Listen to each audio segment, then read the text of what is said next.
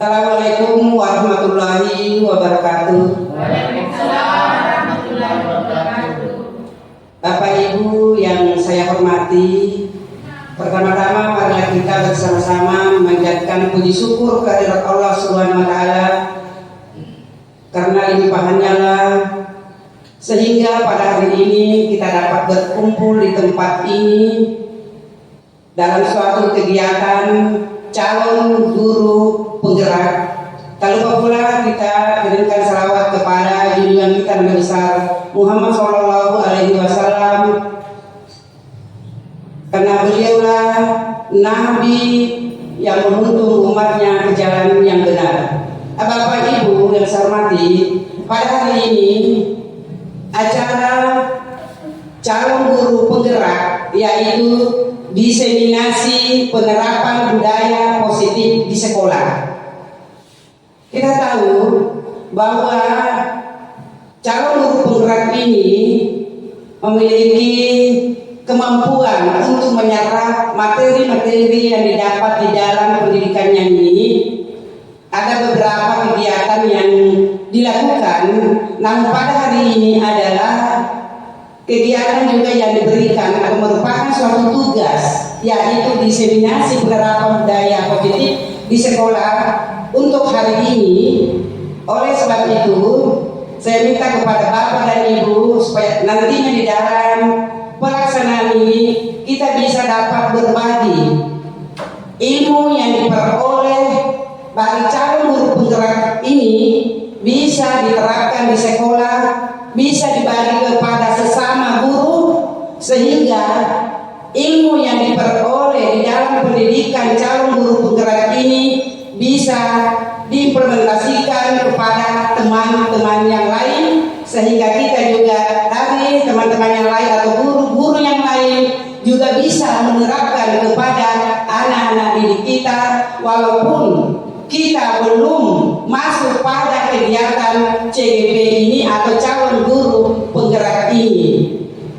Nah, ini kegiatan ini alangkah bagusnya, karena walaupun kita dari guru-guru yang lain ini belum masuk pada calon guru penggerak, akan tetapi sudah ada ilmu yang kita peroleh, yang dibagikan oleh teman-teman kita dari calon guru penggerak ini, sehingga ada pengalaman yang bisa kita terima.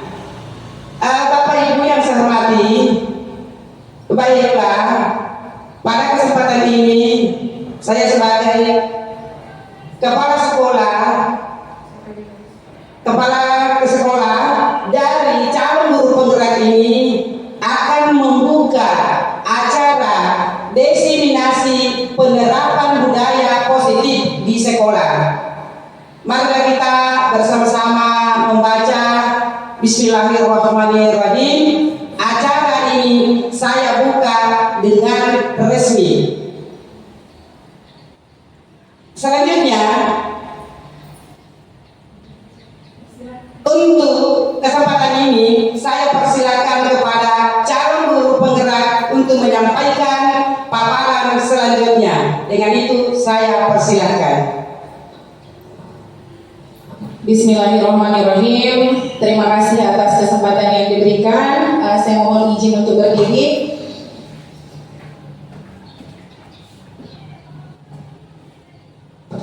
Salam dan bahagia Bapak Ibu guru hebat. Sebelumnya saya ucapkan kembali terima kasih karena telah bersedia meluangkan waktu untuk mengikuti kegiatan kami yang merupakan salah satu tugas pracara dalam kegiatan pendidikan guru penggerak Angkatan 8 Kabupaten Pindrang. Baik, kegiatan kami hari ini adalah diseminasi modul 1.4 penerapan budaya positif di sekolah.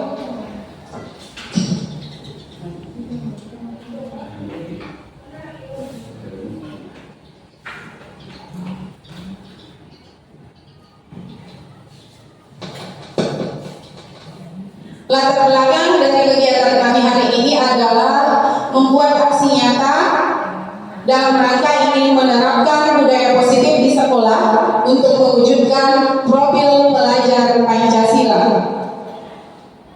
Ada 7 pembahasan pada kegiatan pertama adalah perubahan paradigma belajar, disiplin positif dan nilai-nilai kebajikan universal, teori motivasi, hubungan dan penghargaan serta restitusi. Yang keempat adalah keyakinan kelas. Yang kelima, kebutuhan dasar manusia dan dunia berkualitas. Yang keenam, restitusi. 5, posisi kontrol. Dan yang ketujuh adalah restitusi segitiga restitusi. Untuk materi yang pertama, perubahan paradigma belajar. Perubahan paradigma pembelajaran terjadi dari paradigma yang berfokus pada guru atau dosen menjadi pembelajaran yang berfokus pada peserta didik atau mahasiswa. Pada pendidikan tinggi dikenal dengan student centered learning sebagai pembelajaran yang berfokus pada mahasiswa. Sementara pada tingkat pendidikan dasar sampai mulai pendidikan menengah kita kenal dengan istilah pendidikan yang berpusat pada murid. Pergeseran paradigma didefinisikan sebagai perubahan penting yang terjadi ketika cara berpikir yang biasa-biasa saja tentang melakukan sesuatu diganti dengan cara yang baru dan berbeda. Kurt Thomas tahun 1962, The Structure of Scientific Revolution. Bagaimana paradigma baru dalam pembelajaran itu? Pembelajaran paradigma baru memfokuskan peserta didik sebagai pusat dalam kegiatan pembelajaran. Melalui rancangan siklus yang berkesinambungan, pembelajaran paradigma baru memberikan ruang yang lebih longgar kepada kita para pendidik dalam menyusun perencanaan serta merumuskan asesmen atau penilaian yang sesuai dengan kebutuhan peserta didik. Nah, Bapak Ibu, inilah yang sedang kita lalui sekarang, yaitu pembelajaran berdiferensiasi dalam kurikulum merdeka. Nah, untuk selanjutnya terkait dengan disiplin positif dan nilai-nilai kebajikan universal. Makna kata disiplin. Jika kita berkata tentang disiplin, maka yang ada di benak kita, yang terbayang di dalam kita adalah kebanyakan orang akan menghubungkan dengan tata tertib atau aturan dan kepatuhan. Padahal itu sungguh berbeda, Bapak Ibu. Karena belajar tentang disiplin positif tidak harus dengan memberi hukuman, justru itu adalah salah satu alternatif dan bila perlu sama sekali tidak digunakan.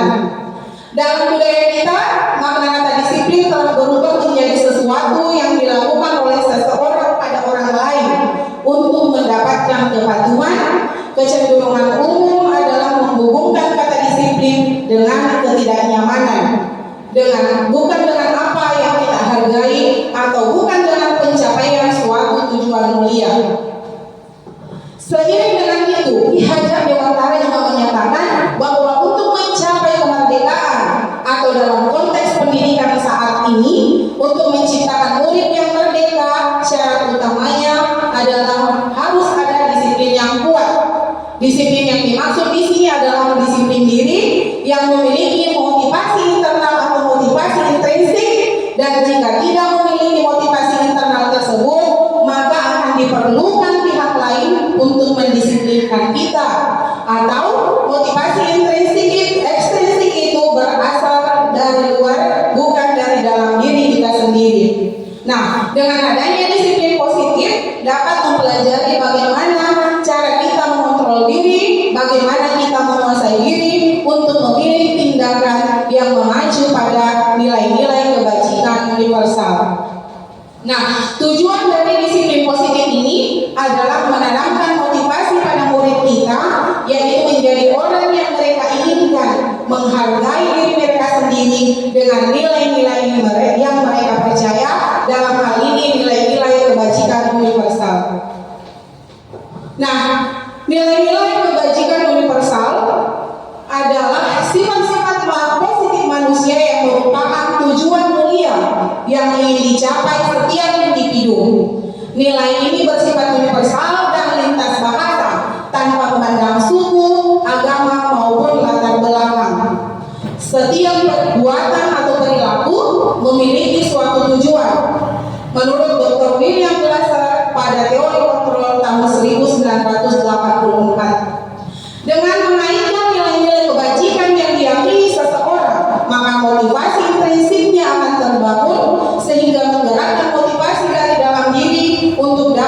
mencapai tujuan mulia dari Boston tahun 1998. Nah, nilai-nilai kebajikan yang ingin dicapai oleh setiap anak Indonesia kita kenal dengan istilah yang saat ini sedang populer, yaitu profil pelajar Pancasila, yakni peserta didik yang beriman, bertakwa kepada Tuhan Yang Maha Esa dan berakhlak mulia, mandiri, bernalar kritis, berkebinekaan global, bergotong royong, dan kreatif.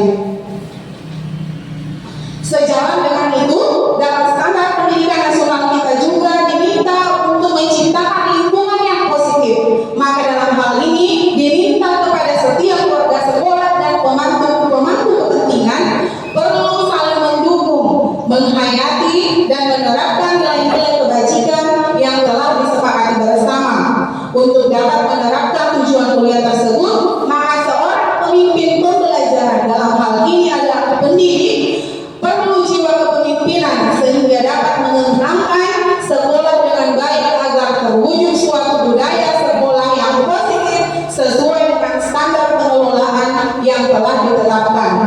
Nah, tujuan mulia dari penerapan disiplin positif ini adalah mewujudkan murid-murid yang berkarakter, disiplin, santun, jujur, peduli, bertanggung jawab, dan merupakan pembelajar sepanjang hayat sesuai dengan standar kompetensi kelulusan yang kita harapkan. Selanjutnya, terkait teori motivasi, hukuman, penghargaan, dan restitusi. Kita akan lihat apa itu hukuman, apa itu penghargaan, dan apa itu restitusi. Teori motivasi perilaku manusia. Ada 3 hal yang mendasari motivasi perilaku manusia. Yang pertama, biasanya untuk menghindari ketidaknyamanan atau hukuman. Dalam hal ini, biasanya kita bersikap seperti ini. Saya tidak ingin datang terlambat karena misalnya malu ditegur oleh atasan. Seperti contoh umum, saya akan menggunakan helm di jalan raya jika berkendara karena takut ditilang oleh polisi. Padahal sebenarnya motivasi yang dari dalam itu adalah supaya untuk menjaga keselamatan kita, bukan karena ingin mendapatkan hukuman. Nah, inilah yang dimaksud dengan motivasi ekstrinsik atau berasal dari luar. Kasus yang kedua misalnya, apa yang akan saya dapatkan atau pernyataan dari kita, apa yang akan saya dapatkan apabila saya melakukannya. Itu juga merupakan motivasi ekstrinsik Bapak Ibu, karena kita melakukannya berdasar tentang apa yang akan kita capai, bukan karena meyakini nilai-nilai kebajikan yang ada di dalam diri kita. Nah, kemudian yang ketiga adalah untuk menghargai diri sendiri. Di sini biasanya muncul, saya akan menjadi orang seperti apa bila saya melakukannya.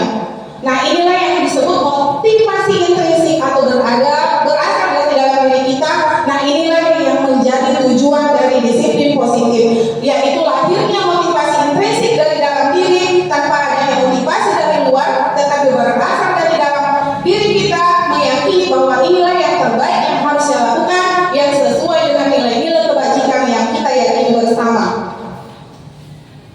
Nah, di sini ada contoh kasus Bapak Ibu. Sebagai seorang guru, saat Anda hadir mengajar di kelas tepat waktu, motivasi apakah yang mendasari tindakan Anda? Apakah Anda datang tepat waktu karena tidak ingin ditegur oleh atasan Anda dan kemudian mendapat surat peringatan? Dalam hal ini, menghindari ketidaknyamanan atau hukuman ini masih bersifat ekstrinsik. Kemudian apakah Anda ingin mendapatkan pujian dari atasan dan mendapat penghargaan sebagai karyawan atau guru berprestasi? Ini juga masih dikategorikan masih bersifat motivasi ekstrinsik karena ingin mendapatkan imbalan atau penghargaan dari orang lain. Namun, jika Anda ingin menjadi orang yang menghargai waktu, menghargai diri Anda sendiri sebagai teladan bagi murid-murid Anda, karena Anda percaya tindakan Anda sebagai guru akan dicontoh oleh murid-murid Anda. Nah, inilah yang dimaksud dengan motivasi intrinsik, karena kita ingin menghargai diri sendiri, nilai-nilai yang kita percaya dari dalam diri. Inilah yang menghadirkan motivasi intrinsik itu, bukan karena motivasi dari luar tadi.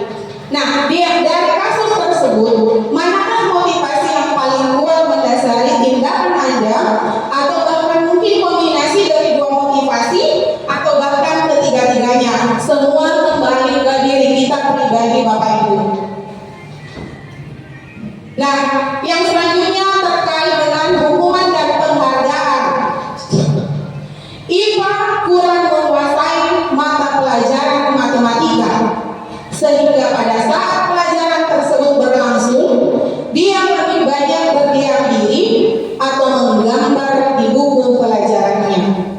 Pada saat guru matematika, yaitu Pak Seno, menanyakan pertanyaan IPA menjadi buku dan tak sengaja menjatuhkan tasnya dari kursi, serta tiba-tiba menjadi gagal pada saat berupaya menjawab. Seluruh kelas pun tertawa melihat perilaku IPA yang bicara tergagal dan terkejut tersebut. Pak Seno pada saat itu membiarkan teman-teman IPA menertawakan IPA yang tergagap dan malu luar biasa, dan malahan minta IPA untuk maju ke depan dan berdiri di depan kelas sambil menunjuk hidungnya karena tidak bisa menjawab pertanyaan dari Pak Seno. Kelas semakin gaduh dan anak-anak pun tertawa melihat IPA di depan kelas memegang ujung hidungnya. Selanjutnya kita akan lihat apakah ini bentuk hukuman ataukah apa. Nah, dari kasus tersebut timbul pertanyaan, sebagai seorang pendidik, apakah Anda setuju dengan tindakan Pak Seno terhadap IPA? Yang kedua, menurut Anda tindakan Pak Seno terhadap IPA apakah sebuah hukuman atau konsekuensi? Saya beri kesempatan kepada Bapak Ibu, siapa tahu ada yang ingin memberikan pernyataan terkait dari kasus IPA dan Pak Seno tersebut. Silakan.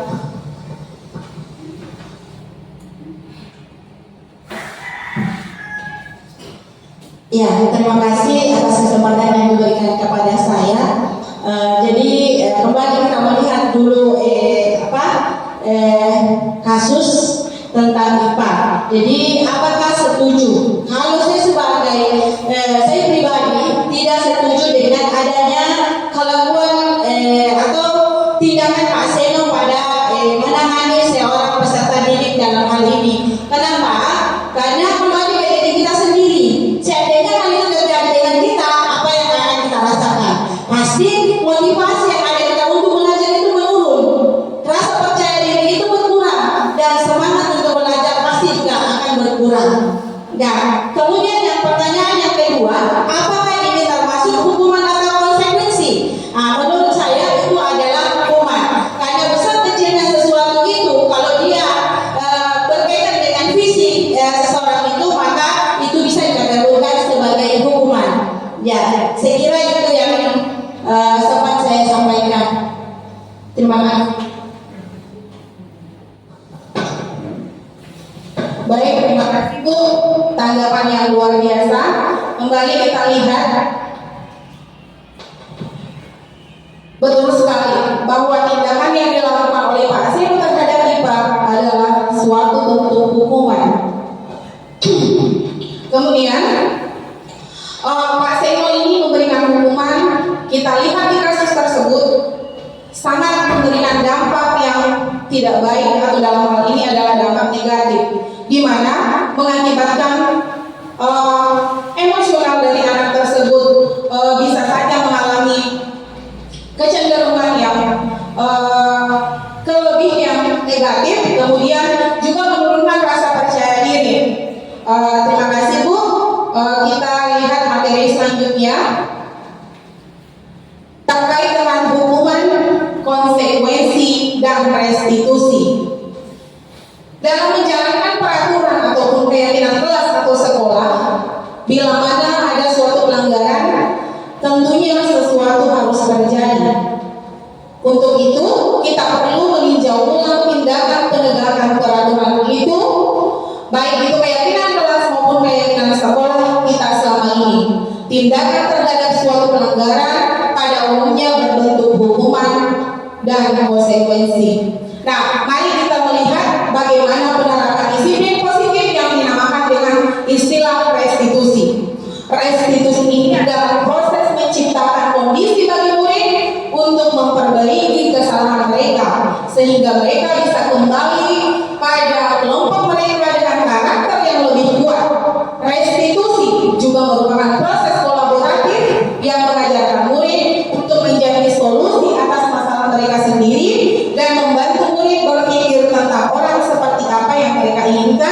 dan bagaimana mereka harus memperlakukan orang lain. Selanjutnya nanti kita akan lihat apa sebenarnya itu restitusi dan bagaimana penerapannya di lingkungan sekolah. Nah, di sini ada perbandingan identitas yang diciptakan atau efek yang ditimbulkan dari hukuman, konsekuensi, serta restitusi. Pertama kita lihat di poin hukuman, biasanya ditandai dengan sesuatu yang menyakitkan harus terjadi. Seperti contoh IPA tadi, dia malu luar biasa. Itu tentu mengakibatkan anak itu mengalami sakit hati. Kemudian tidak nyaman untuk murid atau anak untuk jangka waktu yang panjang. Akan berdampak lama pada perkembangan psikis anak tersebut. Kemudian murid akan tersakiti, murid akan membenci peraturan.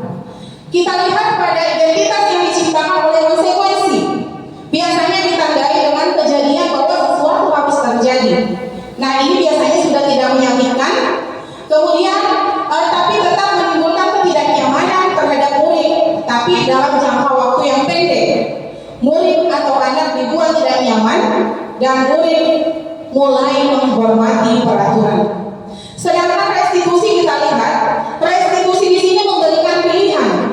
Kemudian menguatkan murid atau anak dalam jangka waktu yang panjang.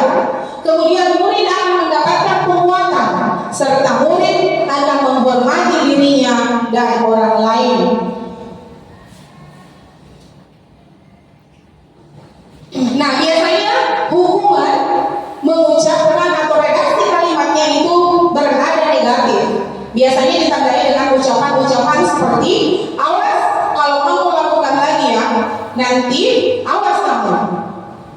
Kemudian dampak negatif yang lain adalah mendorong murid untuk menyalahkan dirinya bahwa saya ini orang yang tidak baik, saya adalah orang yang gagal. Kemudian murid atau anak belajar menyembunyikan kesalahannya.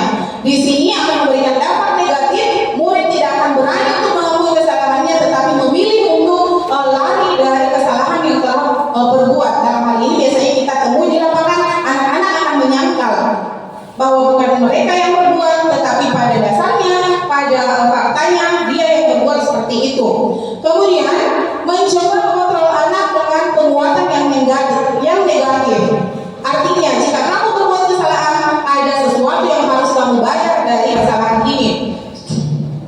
Kemudian dari konsekuensi, di sini dampak yang ditimbulkan adalah mulai bersifat netral. Lakukan apa yang saya katakan. Contoh misalnya seorang anak merobek buku temannya. Biasanya kita beri pilihan, kamu akan ganti atau tidak. Itu salah satu contoh konsekuensi. Kemudian mendorong kepatuhan, murid anak akan belajar taat pada aturan dan mencoba mengontrol anak dengan penguatan yang positif. Jadi di sini sudah mulai positif dampaknya. Sedangkan pada restitusi, efek yang ditimbulkan adalah bersifat positif.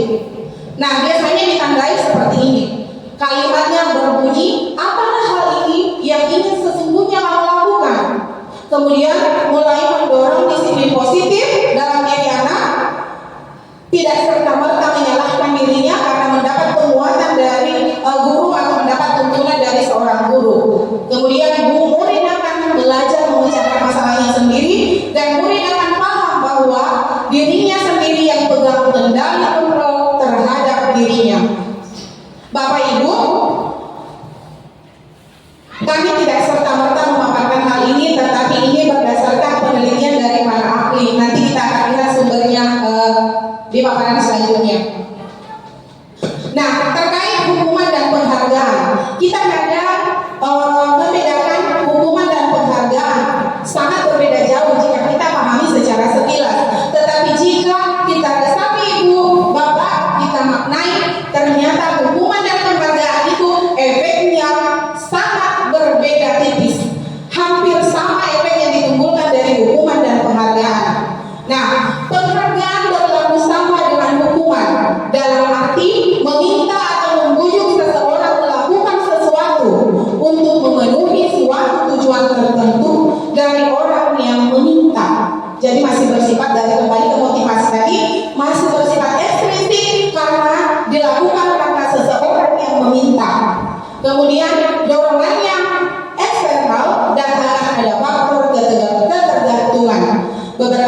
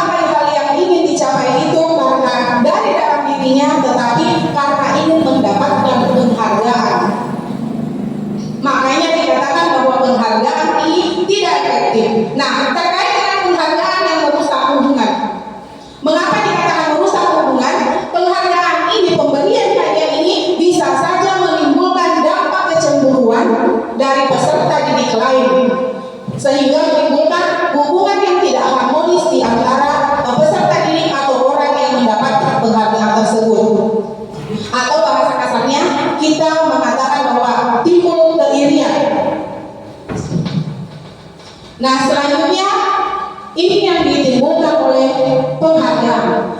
Sama yang seperti saya sampaikan tadi, penghargaan menurunkan kualitas, penghargaan mematikan kreativitas, dan penghargaan mengurangi motivasi intrinsik.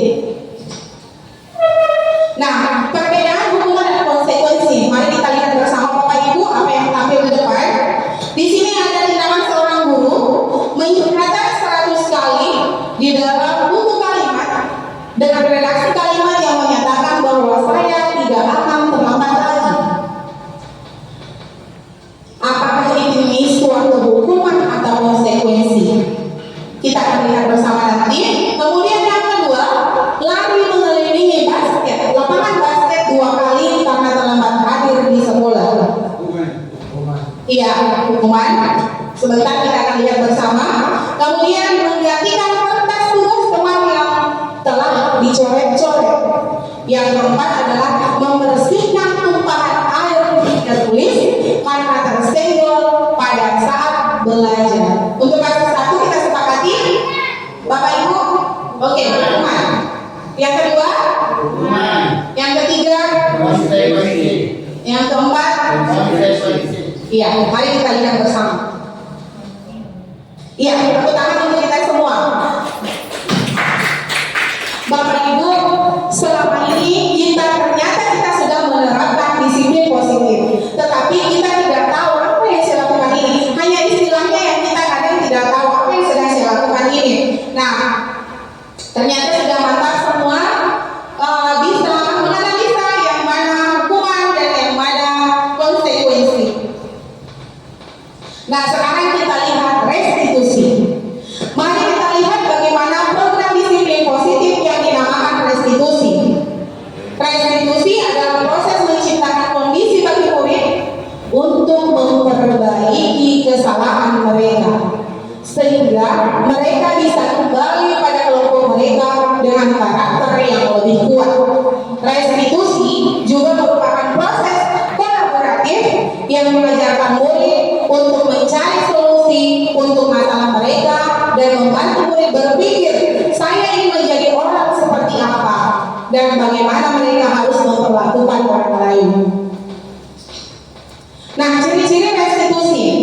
Restitusi itu bukan untuk menebus kesalahan, tetapi untuk belajar dari kesalahan. Restitusi memperbaiki kesalahan, bukan memberikan hukuman.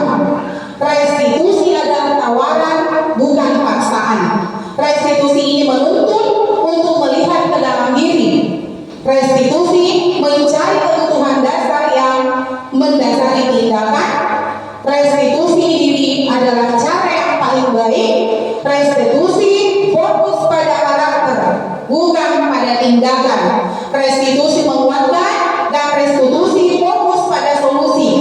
Dan restitusi mengembalikan murid yang berbuat salah kepada kelompoknya. Dalam hal ini mengubah identitas gagal menjadi identitas sukses.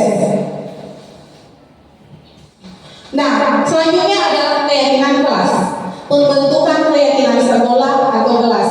Bapak Ibu, sebelumnya saya ingin bertanya, biasanya yang kita kenal adalah peraturan sekolah atau peraturan kelas. Tetapi di hari ini saya ingin bertanya, mengapa bukan peraturan tetapi keyakinan? Siapa tahu ada yang bisa untuk memberikan atau menanggapi apa sih sebenarnya perbedaan dari keyakinan dan peraturan.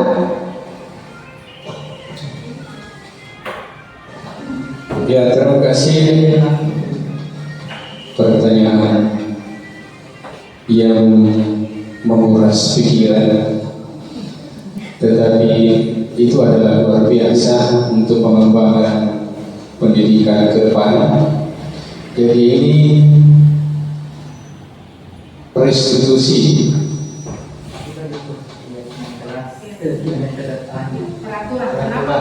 keyakinan kelas dengan peraturan. Jadi kalau masalah keyakinan di sini seolah-olah itu adalah merupakan suatu keinginan yang timbul dari dalam sendiri tanpa mengharapkan sesuatu apapun. Jadi itu sifatnya adalah murni. Tetapi kalau peraturan itu hanya terbatas pada tempat-tempat tertentu. Misalnya, kalau di dalam sekolah diterapkan peraturan, maka peraturan itu hanya bisa dilaksanakan di dalam atau di lokasi kelas. Namun kalau sifatnya keyakinan, dimanapun itu bisa diterapkan. Saya kira seperti itu untuk sementara. Terima kasih.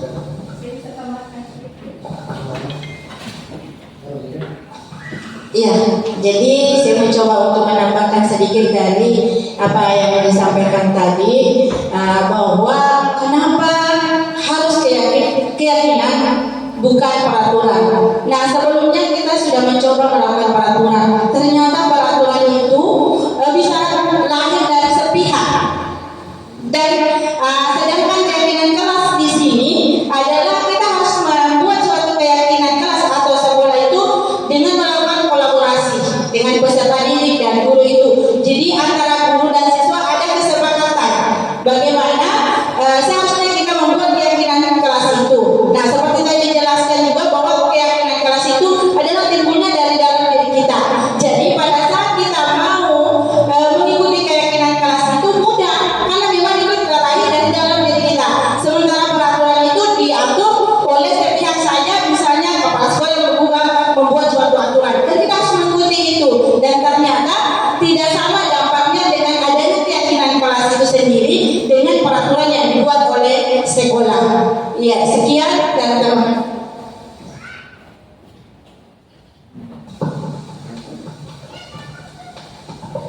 Iya, luar biasa tanggapan dari Bapak dan Ibu guru hebat kita.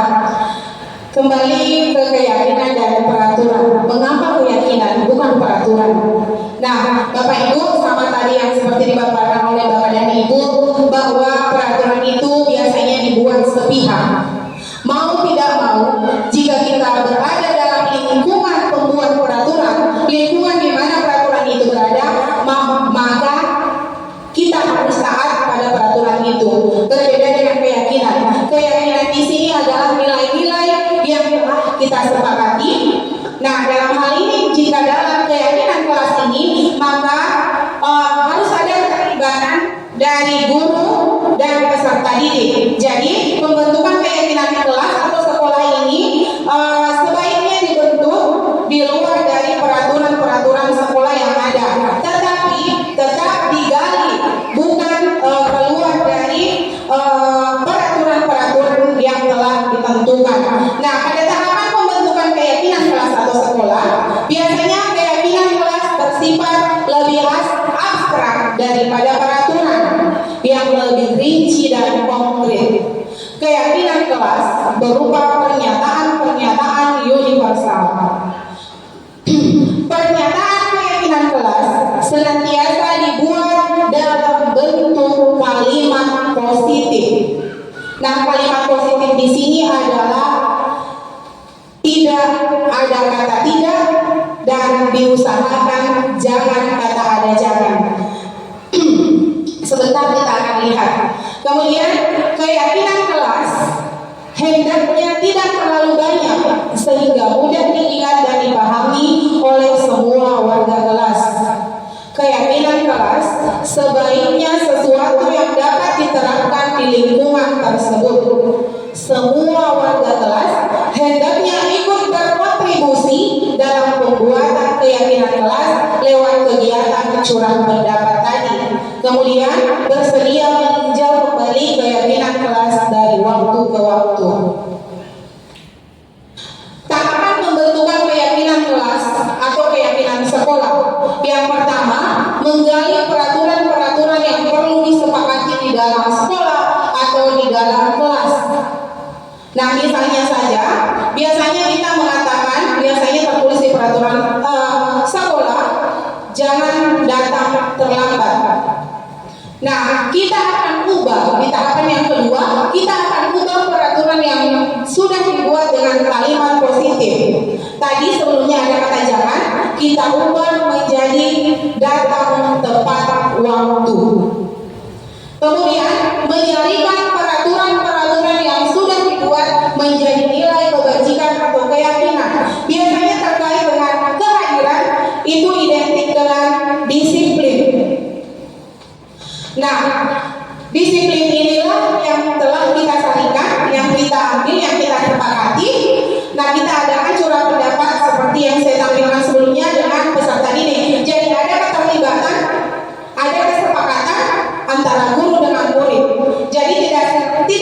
serta-merta disiplin ini ditentukan oleh guru, tapi sebelumnya melalui proses curah pendapat yang melibatkan peserta didik.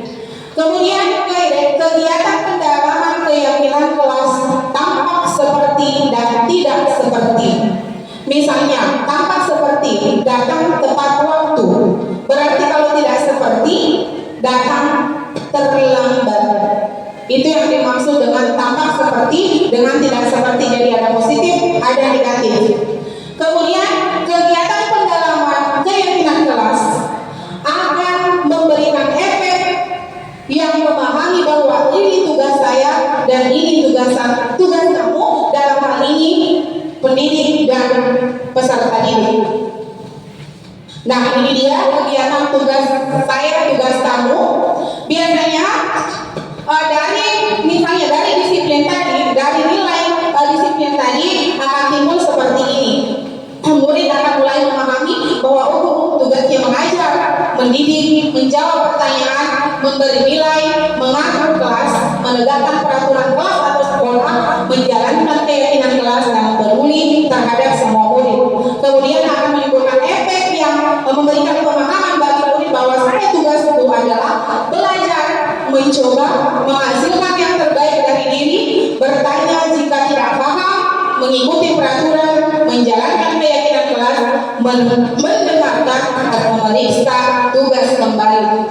Jadi efek dari pembuatan keyakinan kelas tadi diharapkan menimbulkan atau menciptakan kondisi seperti ini. Ada pemahaman dari dalam diri peserta didik bahwa saya tugasnya seperti ini sebagai seorang siswa dan ibu guru saya tugasnya seperti ini. Jadi akan menimbulkan kenyamanan dan disiplin dalam proses belajar mengajar. Itu yang menjadi tujuannya. Kemudian akan tertanam juga nilai seperti ini. Guru tugasnya bukan menyakiti atau disakiti, memaksa kamu untuk belajar, merapikan barang-barang murid, menyiapkan makanan atau barang-barang alat tulis. Murid tugasnya bukan menyakiti atau disakiti, mengeluh, merusak barang pribadi atau orang lain, melakukan tugas guru dan memutuskan untuk teman kamu. Nah, biasanya pelanggaran nilai-nilai disiplin atau nilai-nilai kebajikan itu karena salah satu dari kebutuhan dasar manusia tidak terpenuhi. Misalnya saja, biasa kita temui Bapak Ibu di dalam proses belajar mengajar itu ada misalnya ada seorang anak yang suka mencolek-colek temannya.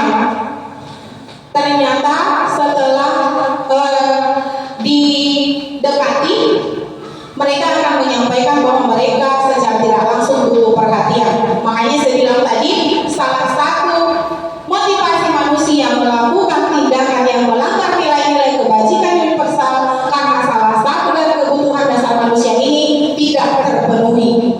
Nah, kita akan lihat 5 kebutuhan dasar manusia. Seluruh tindakan manusia memiliki tujuan tertentu. Semua yang kita lakukan adalah usaha terbaik kita untuk mendapatkan apa yang kita inginkan. Ketika kita mendapatkan apa yang kita inginkan, sebetulnya saat itu kita sedang memenuhi satu atau lebih dari satu kebutuhan dasar kita. Yang pertama, kebutuhan untuk bertahan hidup. Yang kedua, kebutuhan akan kasih sayang dan rasa terima. Kebutuhan akan kebebasan, dalam hal ini kebutuhan menentukan pilihan. Kesenangan, kebutuhan pengakuan atas kemampuan. Permasaan, dalam hal ini kebutuhan pengakuan atas kemampuan. Kita lihat apa sih kebutuhan bertahan hidup itu. Kebutuhan bertahan hidup atau survival adalah kebutuhan yang bersifat fisiologis untuk bertahan hidup. Misalnya kesehatan, rumah, dan makanan. Kebutuhan biologis sebagai bagian dari proses reproduksi termasuk kebutuhan untuk tetap bertahan hidup. Komponen psikologis pada kebutuhan ini meliputi kebutuhan akan perasaan aman. Selanjutnya, kebutuhan akan kasih sayang dan rasa diterima. Kebutuhan ini dan 3 kebutuhan berikutnya adalah kebutuhan psikologis. Kebutuhan untuk disayangi dan diterima meliputi kebutuhan akan hubungan dan koneksi sosial. Kebutuhan untuk memberi dan menerima kasih sayang dan kebutuhan untuk menjadi bagian dari suatu kelompok. Jadi bersosialisasi itu juga salah satu untuk kebutuhan Bapak Ibu. Dalam hal ini kebutuhan untuk diterima. Kebutuhan ini meliputi keinginan untuk tetap terhubung dengan orang lain seperti teman, keluarga, pasangan hidup, teman kerja, binatang peliharaan, dan kelompok di mana kita tergabung. Selanjutnya kebutuhan pengakuan atas kemampuan. Kebutuhan ini berhubungan dengan kekuatan untuk mencapai sesuatu, menjadi kompeten, menjadi terampil, diakui atas prestasi dan keterampilan kita, didengarkan dan memiliki rasa harga diri. Kebutuhan ini meliputi keinginan untuk dianggap berharga, bisa membuat perbedaan, bisa membuat pencapaian kompeten diakui dan dihormati. Selanjutnya kebutuhan kebebasan. Dalam hal ini kebutuhan akan pilihan. Kebutuhan untuk bebas adalah kebutuhan akan kemandirian, otonomi, memiliki pilihan dan mampu mengendalikan arah hidup seseorang. Anak-anak dengan kebutuhan kebebasan yang tinggi menginginkan pilihan, maka perlu banyak bergerak, suka mencoba-coba, tidak terlalu terpengaruh oleh orang lain, dan senang mencoba hal baru dan menarik. Bapak Ibu, saya secara pribadi terkadang keliru dalam hal ini. Terkadang saya mengontrol murid untuk menjadi apa yang saya inginkan, menjadi seperti yang saya harapkan, tapi ternyata selama ini saya salah. Ternyata saya melanggar dari kebutuhan kebebasan anak tersebut. Di sini saya memahami, setelah saya memahami bahwa setiap anak itu dilahirkan unik, lahir dengan minat dan bakatnya masing-masing sesuai dengan kodrat alam dan kodrat zaman mereka. Kemudian kebutuhan akan kesenangan. Kebutuhan akan kesenangan adalah kebutuhan untuk mencari kesenangan, bermain dan tertawa. Jadi tidak salah Bapak Ibu jika sewaktu-waktu kita menginginkan rekreasi, karena ternyata itu adalah suatu bentuk pemenuhan kebutuhan untuk merasa senang. Nah, kita beralih ke restitusi 5 posisi kontrol. Diane Gostan mengemukakan bahwa guru perlu meninjau kembali penerapan disiplin di dalam ruang-ruang kelas mereka selama ini. Apakah telah efektif? Apakah telah berpusat memerdekakan atau memandirikan murid? Nah, dalam hal ini berkesimpulan bahwa ada 5 posisi kontrol yang diterapkan oleh seorang guru, orang tua maupun atasan dalam melakukan kontrol. Kelima posisi kontrol tersebut adalah penghubung, pembuat merasa bersalah, posisi kontrol teman, pemantau, dan manajer. Nah, mari Bapak Ibu kita simak contoh video penerapan 5 posisi kontrol.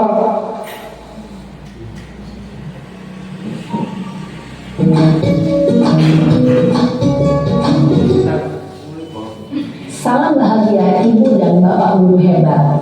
Dalam penerapan disiplin positif restitusi, salah satu program yang dikembangkan adalah 5 posisi kontrol.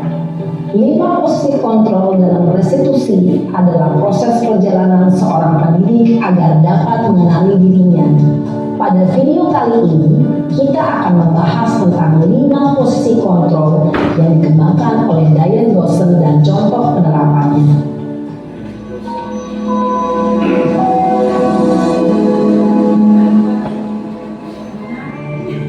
Posisi kontrol itu adalah 1. Posisi penghukum, 2. Posisi pembuat merasa bersalah, 3. Posisi teman, 4. posisi pemantau atau monitor, dan 5 posisi manajer. Untuk lebih memahami kelima posisi tersebut, mari kita saksikan kasus Naren yang terlambat hadir 20 menit di sekolah dan melihat bagaimana kelima posisi kontrol dalam menghadapi masalah tersebut.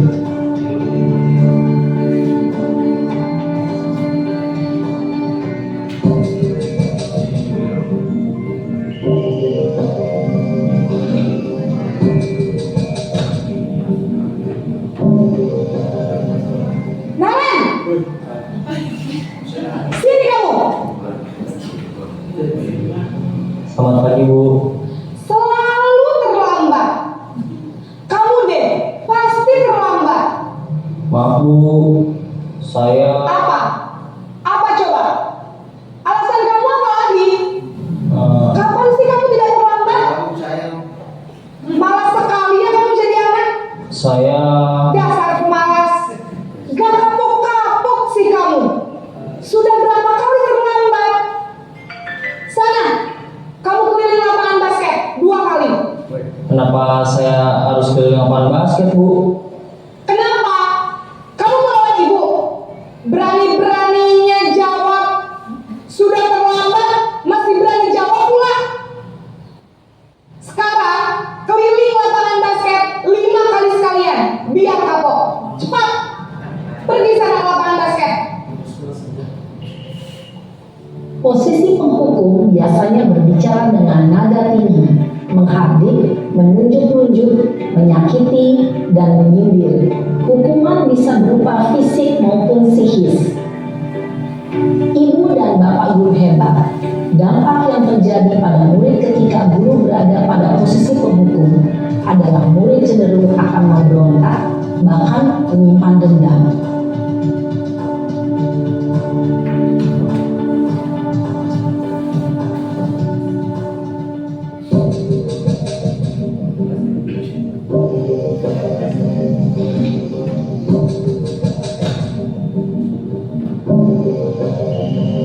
Naren,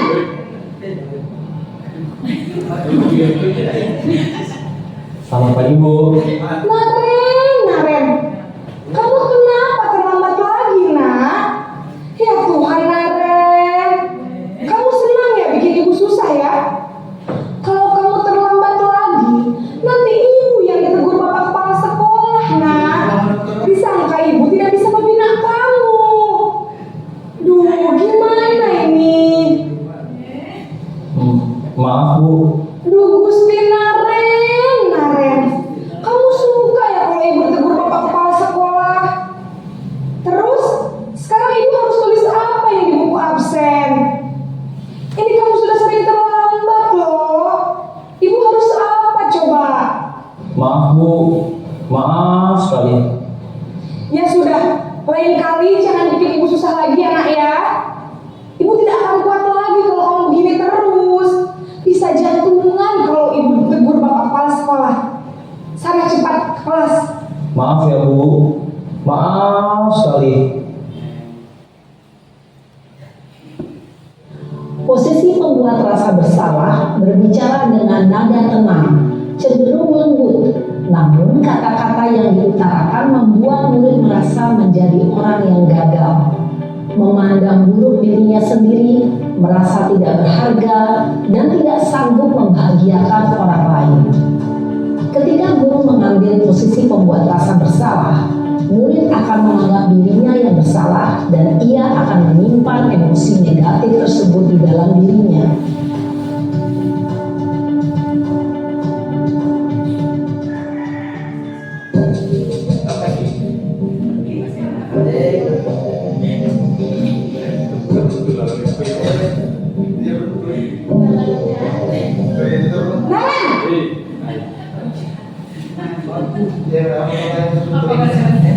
Selamat pagi Bu. Wah, sudah jam berapa ini nak? Terlambat lagi ya sayang. Iya Bu. Habis ibu saya lupa bangunkan saya Bu. Kamu malah menyalahkan ibu kamu.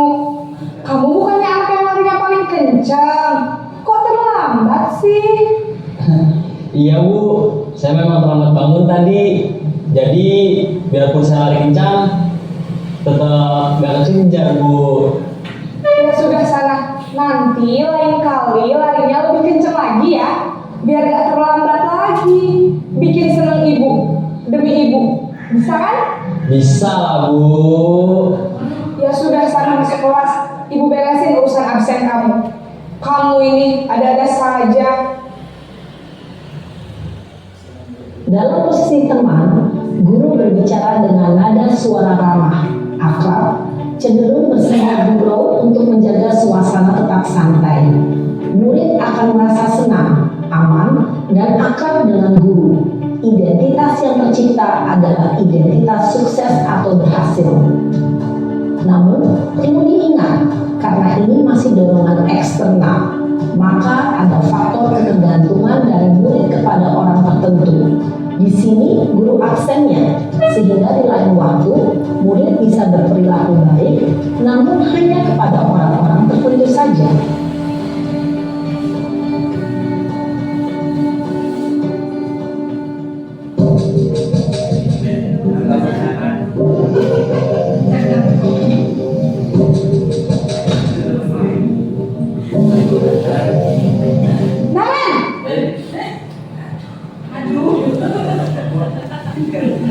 Selamat pagi Bu. Naren, apa peraturan sekolah kita tentang jam berapa kita harus masuk sekolah, nak? Kita harus di sekolah jam 7 Bu. Iya betul, sekarang sudah jam 7.20. Naren sudah tahu konsekuensinya jika terlambat hadir. Paham Bu. Saya harus tinggal kelas pas jam istirahat selama 20 menit. Iya benar, konsekuensinya demikian. Jadi nanti jam 9.30 pas istirahat, kamu harus tinggal di kelas, kerjakan tugas tambahan untuk ketertinggalan kamu, ya? Baik Bu. Posisi pemantau mengandalkan penghitungan atau data untuk mengontrol murid. Guru mengarahkan murid berdasarkan peraturan dan konsekuensi. Seorang pemantau menunjukkan bahasa tubuh dan ekspresi wajah yang datar dan cenderung formal.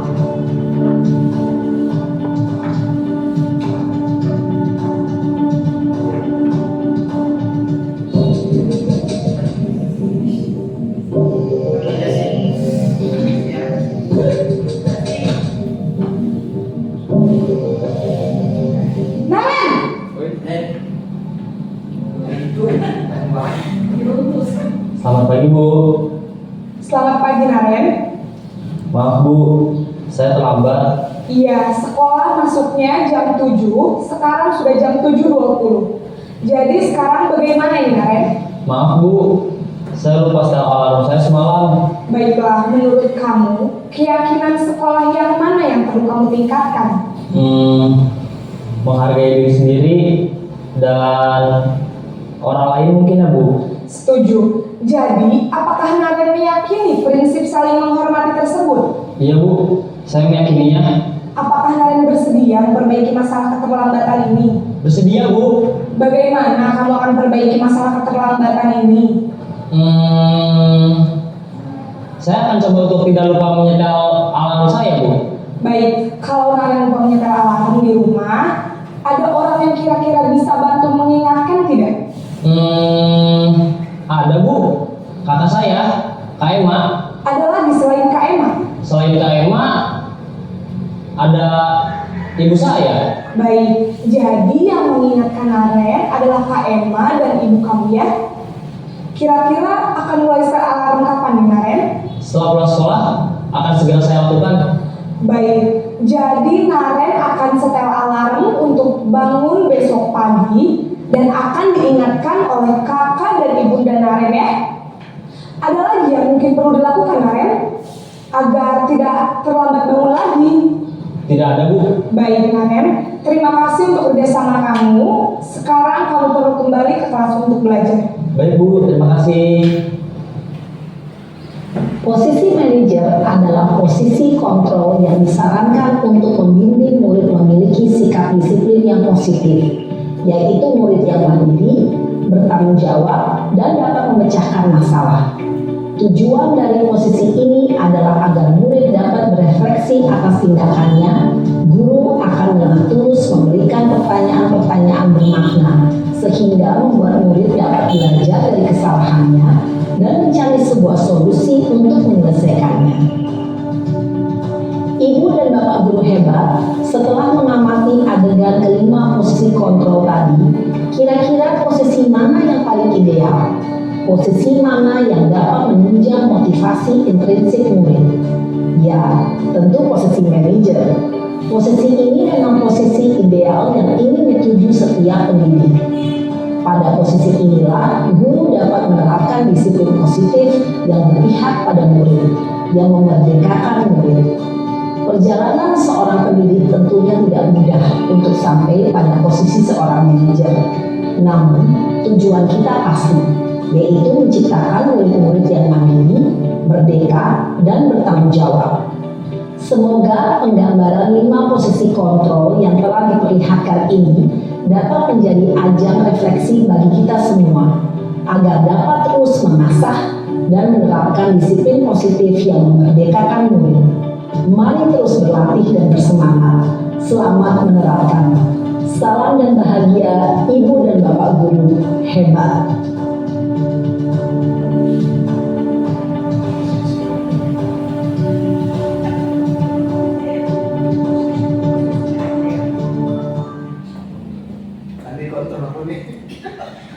Baik Bapak Ibu, bagaimana perasaan Bapak Ibu guru hebat setelah menyaksikan tayangan video terkait penggunaan 5 posisi kontrol oleh guru? Tentunya kita sepakati bersama bahwa posisi kontrol manajer ini adalah posisi yang paling ideal untuk menciptakan murid yang merdeka, bertanggung jawab, sebagaimana yang menjadi tujuan mulia dari pendidikan kita.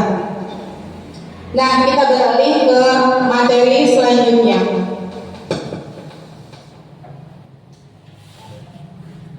Nah, posisi kontrol manajer tadi itulah yang dinamakan restitusi.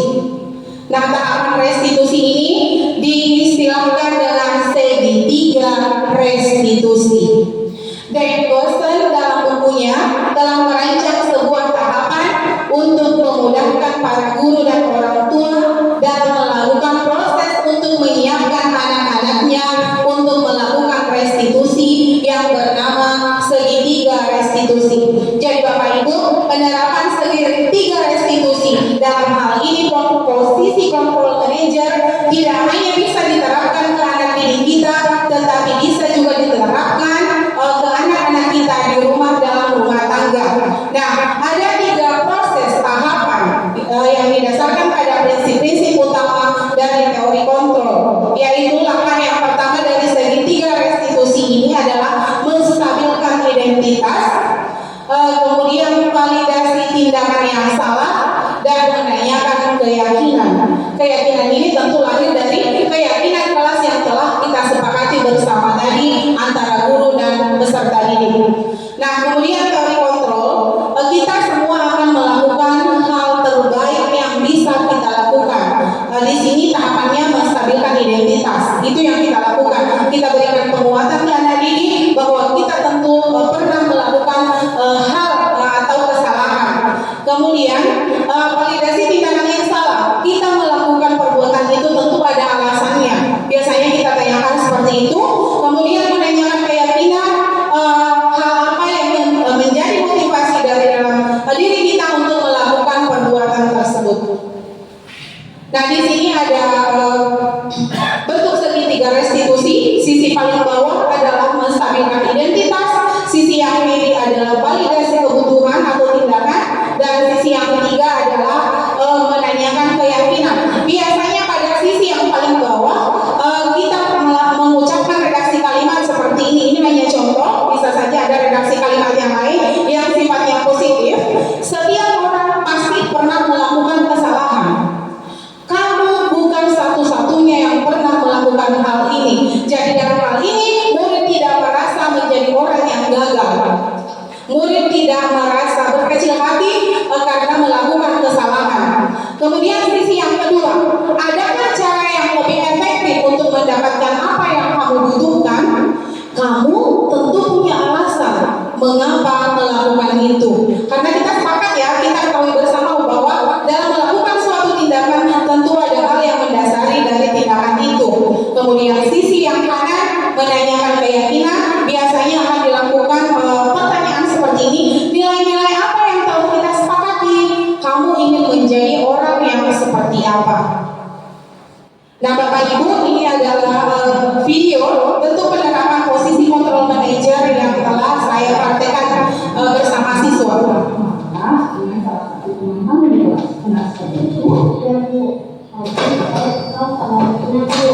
kenapa bersama Saat jadwal dari tadi, biasanya selalu mengganggu dan menurut saya. oh begitu ya, wajar jika kamu marah dan kesal terhadap tindakan ibunya. Jika ibu yang mengedukasi kamu, ibu juga akan melakukan hal yang sama. Lalu, apa yang telah kamu lakukan tadi sama Regina? Saya marah-marah Bu, dan tanpa saya sadar, saya melempar Regina dan menghapus. Oh begitu ya, saat kamu melempar Regina, lempar kamu kena ke Regina. Tidak Bu, tapi teman lain yang kena. Kamu berbuat seperti itu pasti ada alasannya ya. Kenapa? Ya Bu, masa saya diam saja ketika selalu diganggu dan terus. Iya, ini mengerti nak wajar jika kamu marah dan kesal terhadap tindakan yang dilakukan oleh Regina. Kamu pasti merasa tidak nyaman ya.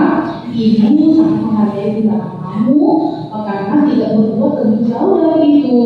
Misalnya saja kamu memukul teman sampai berdarah, dan untungnya saja teman kamu tidak ikutan marah. Nah, sekarang kita coba pikirkan bersama. Tindakan kamu marah tadi di kelas sampai melempar temanmu, apakah sesuai dengan keyakinan kelas kita? Tidak Bu, Iya. Menurut kamu, keyakinan kelas yang mana yang telah kamu langgar? saling menghormati dan saling menghargai antar teman Bu. Iya, betul sekali. Menurut Diana, saling menghargai dan saling menghormati antar teman, apakah itu penting buat Diana? Sangat penting Bu. Iya. Nah, kalau jika kamu marah seperti tadi, keyakinan apa yang akan kamu lakukan? Harus lebih sabar Bu. Iya, betul sekali. Harus lebih sabar. Nah, apa kamu punya niat untuk memperbaiki masalah ini? Bersedia? Bersedia Bu. Iya. Kira-kira apa yang akan kita lakukan untuk memperbaiki masalah ini? Harus lebih bersabar dan menahan amarah. Kalau ada teman yang mengganggu dan menurut saya akan melaporkan kepada ibu sebagai wali kelas atau kepada guru mata pelajaran.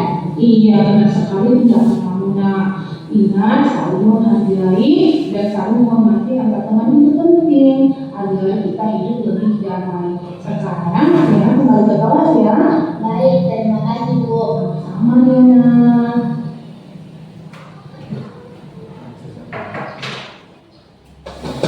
Baik Bapak Ibu, itu adalah tampilan penerapan posisi control manager yang telah saya praktekkan bersama anak didik. Nah selanjutnya adalah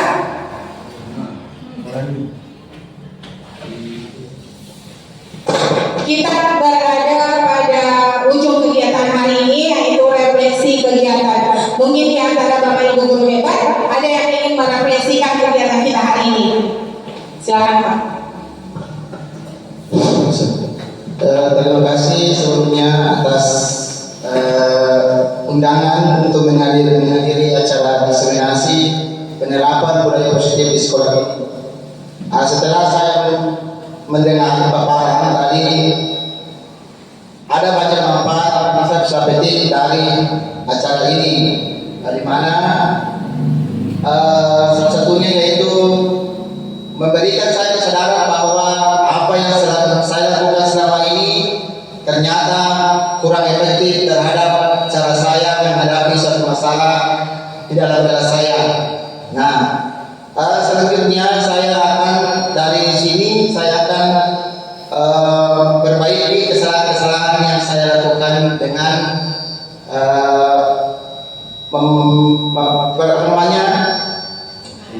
merealisasikan apa yang dipaparkan dari sini, terutama masalah pemberian hukuman dan pemberian siswa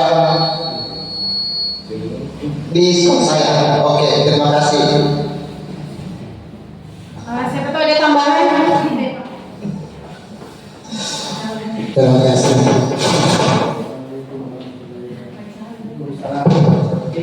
Saya ulangi, Assalamualaikum warahmatullahi wabarakatuh. Setelah saya mengikuti dari paparan itu dari awal sampai terakhir, ada dua pertanyaan yang muncul, manfaat dan tindakan selanjutnya. Yang pertama, saya kebetulan memegang kelas 5.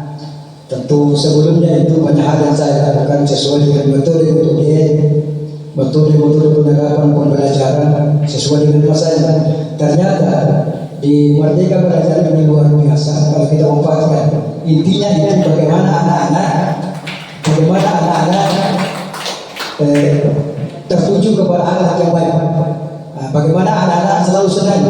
Kalau anak-anak senang, tentu tidak ada yang paksa untuk menyuruh ke sekolah. Terus terang, kami sendiri sebagai guru dan saya punya anak, kalau pagi itu luar biasa untuk disuruh ke sekolah. Karena apa? Ada tarik ke sekolah tidak ada. Anak-anak kurang. Jadi sama kalau ini kita terapkan di sekolah, saya kira tidak ada negara yang terlambat. Karena motivasi untuk datang ke sekolah. Tertarik datang ke sekolah. Paksa apapun diberikan kepada anak-anak kalau tertarik ke sekolah, saya kira tidak ada pantangan untuk datang ke sekolah. Kemudian selanjutnya terus terang kami ini pernah tersandung kasus, mungkin karena ada hal-hal yang salah dalam penerapan, ada hal-hal yang miskomunikasi, sehingga pada waktu itu ada masalah. Ternyata sampai di kabupaten, terus sama di PTK, Bapak PTK selalu menyalahkan saya. Saya mengatakan bahwa saya ini adalah metode penerapan pembelajaran yang paling terakhir sampai tidak terakhir. Ternyata dia mengatakan salah. Dan saya ke depan, saya ingin bagaimana anak-anak selalu tertarik ke sekolah. Dan alhamdulillah mulai kali saya lihat, siapa yang sudah bermotivasi untuk datang ke sekolah, maka saya akan cuti dengan pemanfaatan pelajaran untuk merdeka. Terima kasih. Assalamualaikum warahmatullahi wabarakatuh.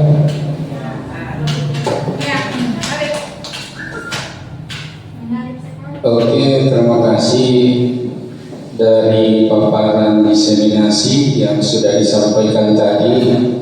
Ada beberapa poin yang menjadi catatan saya, dan memang yang semestinya itulah yang harus kita lakukan untuk memberikan kemerdekaan belajar bagi siswa untuk pengembangan mutu pendidikan di sekolah kita terutama.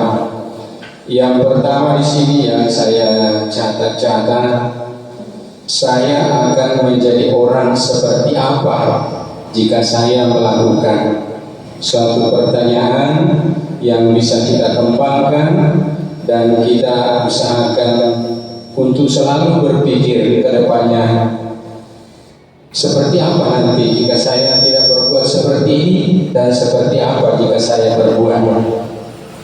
Kemudian yang kedua, hukuman atau konsekuensi serta restitusi. Saya lebih cenderung ke sini untuk masalah restitusi ini untuk menciptakan kondisi yang lebih baik daripada selalu mempersoalkan dengan kesalahan-kesalahan yang diperbuat oleh murid. Ya, lebih baik kita mencari solusi apa kira-kira yang bisa kita lakukan supaya ini tidak terulang kembali. Dan yang terakhir, yang tindak lanjut yang kami lakukan di sini selaku tenaga pendidik adalah lebih mengarahkan kepada keyakinan kelas, karena ini akan lebih efektif memberikan kemerdekaan kepada siswa untuk belajar sehingga bisa mengikuti pelajaran dengan baik, sehingga aturan-aturan yang ada di sekolah itu tidak akan dilanggar karena adanya keyakinan yang dimiliki oleh siswa tersebut. Terima kasih, Bu. Iya, tepuk tangan untuk kita semua, Bapak Ibu guru hebat. Luar biasa tanggapan dari Bapak Ibu guru terkait dengan kegiatan kita pada hari ini.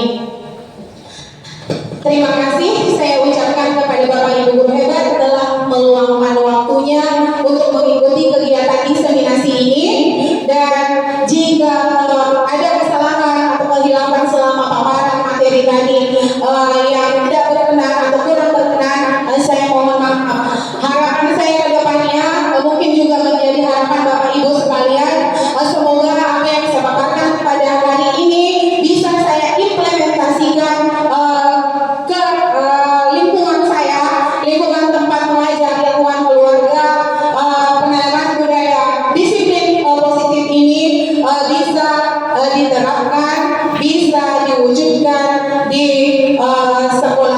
kita masing-masing. Sekali lagi terima kasih. Wassalamualaikum warahmatullahi wabarakatuh. Selanjutnya saya kembalikan ke moderator.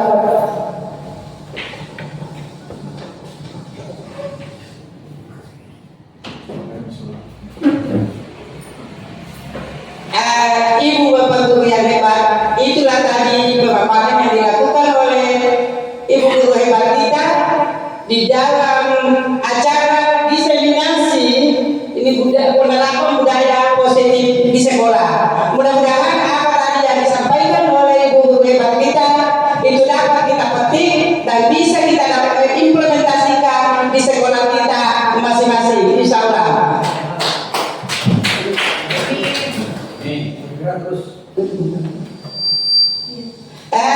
Saya kira cukup sekian acara kita pada hari ini dan saya tutup dengan mari bersama-sama membaca hamdalah. Sekian dan terima kasih. Wassalamualaikum warahmatullahi wabarakatuh.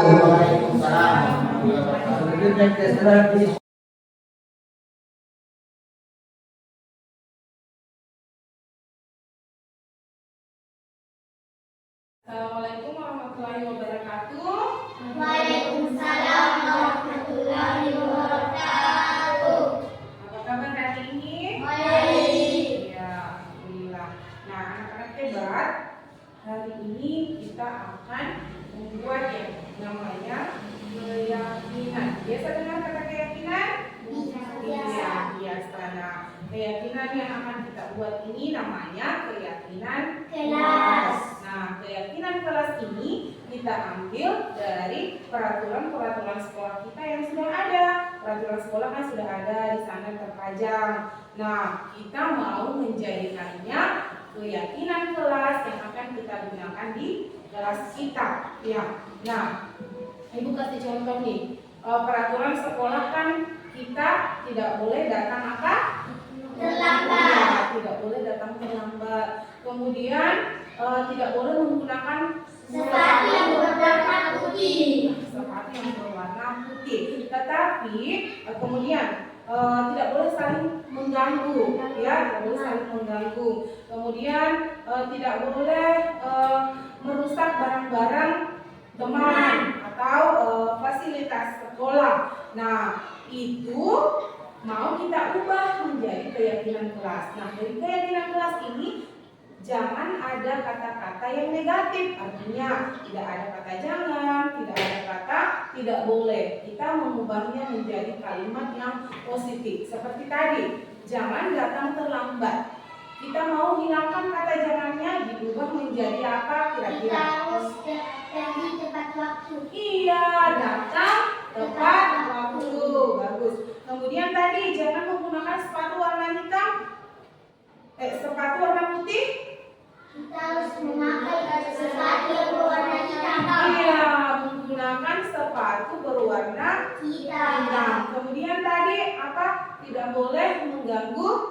Iya, teman. Kita ubah menjadi saling apa coba?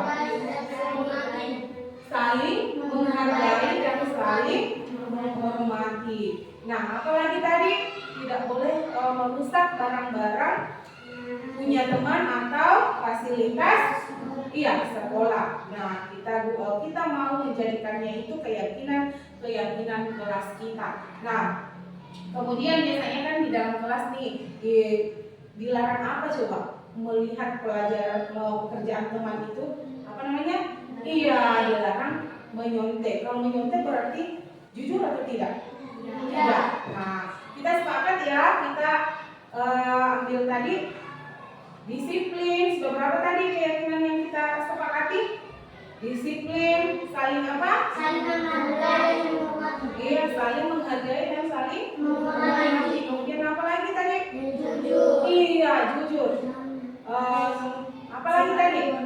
Iya, tidak menggunakan sepatu warna hitam itu sudah masuk dalam disiplin.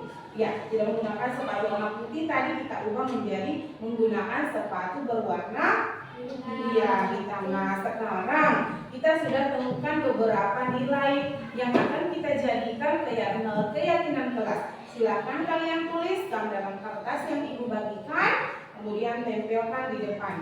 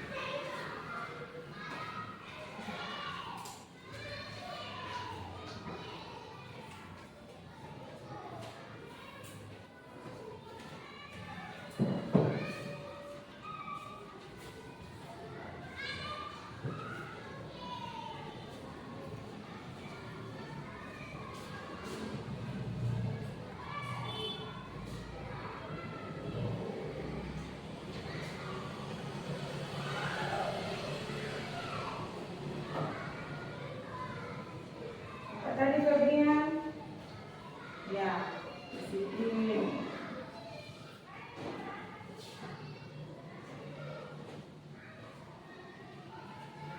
Nah, keyakinan kelas yang sudah kita sepakati tadi, sudah kalian tulis? Sudah. Nah, sekarang satu persatu ke depan untuk menempel. Dimulai dari sini. Ada silakan. Lanjut. Ya.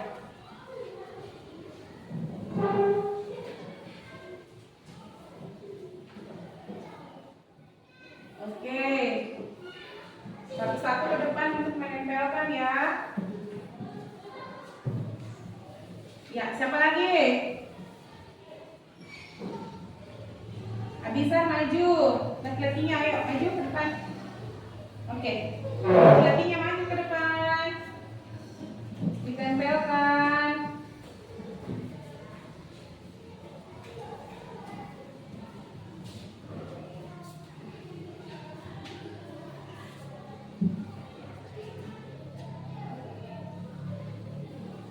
Nah, oke anak-anak, ini adalah nilai-nilai keyakinan kelas yang telah kita buat, yang telah kita sepakati bersama. Apa tadi nilai keyakinan kelasnya? Disiplin, saling menghargai dan saling menghormati, dan jujur. Iya, disiplin, saling menghargai, dan saling menghormati, kemudian jujur. Nah, anak-anak, saling menghormati dan saling menghargai di dalam bahasa daerah kita itu biasanya disebut dengan istilah sipakatau, sipakalubi, dan iya, sipakainge, betul sekali. Nah, biasa orang-orang menyebutnya 3S. Sipakatau, sipakalubi, sipakainge. Nah, dalam bahasa Indonesia diartikan saling menghargai, saling menghormati, dan saling mengingatkan. Iya, dan saling mengingatkan. Nah, saling mengingatkan.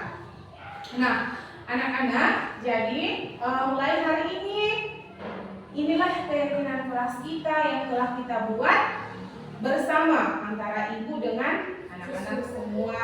Nah, jadi bukan hanya kalian yang akan mematuhi keyakinan kelas ini, tetapi ibu juga harus mematuhinya. Nah, kita sama-sama buat, berarti kita sama-sama melaksanakan nilai keyakinan kelas yang telah kita sepakati. Nah, jika kita mampu menerapkan, melaksanakan nilai-nilai keyakinan kelas ini, kita akan menjadi manusia yang bahagia, kita akan menjadi anak yang berakhlak mulia. Nah, dengan adanya keyakinan kelas ini, kita juga sudah bisa memaknai, kita juga sudah bisa memahami tugas kita dan tugas guru, yang bukan tugas kita dan yang bukan yang tugas kita. Nah, misalnya ibu kasih contoh nih, tugas ibu apa?